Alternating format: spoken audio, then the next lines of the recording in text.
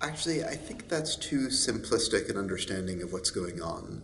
As soon as President Trump announced that he was going to reimpose the JCPOA sanctions, it was inevitable that major companies that have what we call a nexus to the United States, so important business or financial operations linked to the United States, it was inevitable that those companies were going to pull out. So it shouldn't be a surprise to anybody, and I don't think it's a surprise to the Iranians that companies like Total, like Siemens, are announcing that they're not going to defy U.S. sanctions and continue doing business with a relatively small market in Iran. Um, but that doesn't necessarily mean that the efforts to preserve some economic benefits for Iran out of the JCPOA are faltering.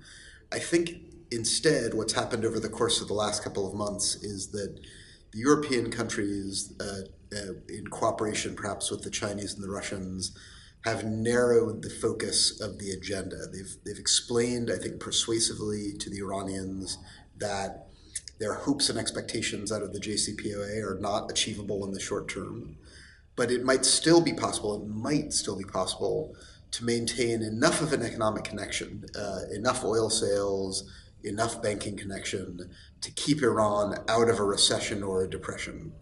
And I think for now, that prospect is enough to keep the negotiations ongoing. So um, I don't know exactly what it is the Europeans have promised or offered the Iranians at this stage, but it's from the outside, it seems clear that it's enough to keep the conversation going.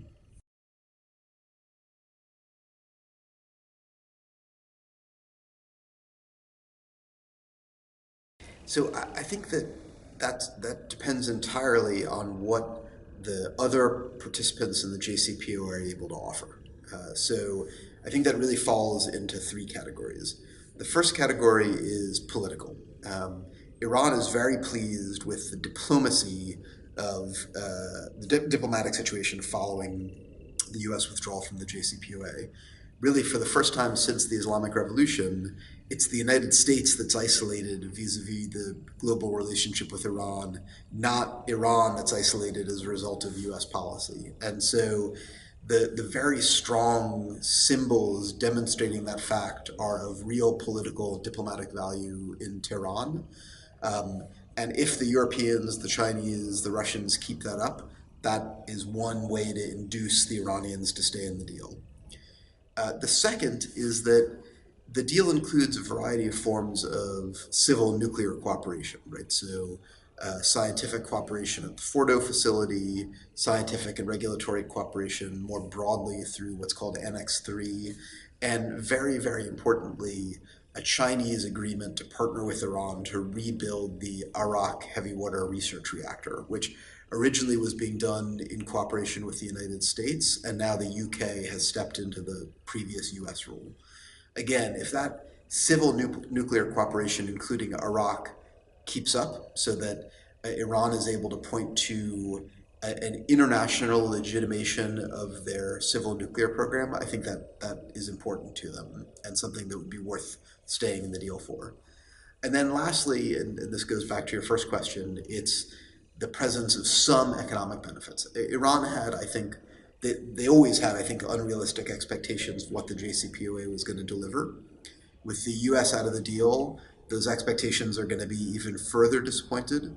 But if Iran can maintain enough oil sales, enough financial connection to stay out of a recession, I think my guess is that at least for a little while, combined with those other political benefits, that's probably enough to keep them compliant with the deal. If the Europeans, the Chinese, the Russians aren't able to do that much, if Iranian oil sales fall too far, if their banking connections collapse, and the Iranian economy falls back into recession, my guess is that the political benefits would be not be enough, and the pressure in Iran, the political pressure in Iran to renege on the deal would become overwhelming.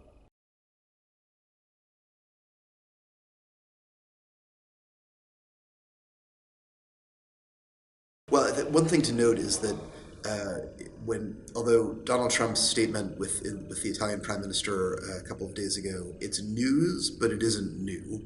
he's been talking to Iran for a year. He tried very hard to meet President Rouhani at the UN General Assembly last year. According to the Iranians, he asked 6 times. I think we know that he asked at least once through President Macron.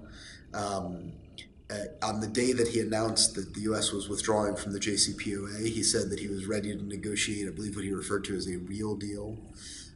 Last week, after his absurd all caps tweet threatening war with Iran, the very next day, he again suggested the possibility of negotiations. So, President Trump seems to be somebody who wants to put himself in the room. He's done it with Kim, he's done it with Putin, he seems to be willing to do it in some way with Iran. So, I think we should.